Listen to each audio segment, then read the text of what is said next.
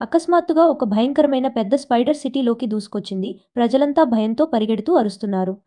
అయితే ఆ సమయంలో ఒక చిన్న పిల్లవాడు హీరోలాగా ముందుకు వచ్చాడు. సిటీని రక్షించాలని, ఎలా అయినా ఈ స్పైడర్‌ని ఆపాలి అని అనుకున్నాడు. ఆ బాలుడికి ఒక్కసారిగా ఒక మాస్టర్ ప్లాన్ వచ్చింది.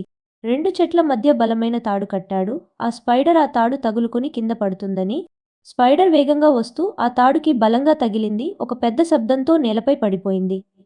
అప్పుడు ఆ బాలుడు హీరోలాగా పక్కనే ఉన్న బిల్డింగ్ పైకి ఎక్కాడు. ఆకాశం మెరుపులతో వెలిగిపోతూ ఉంది. నిజమైన హీరోలా కనిపించాడు.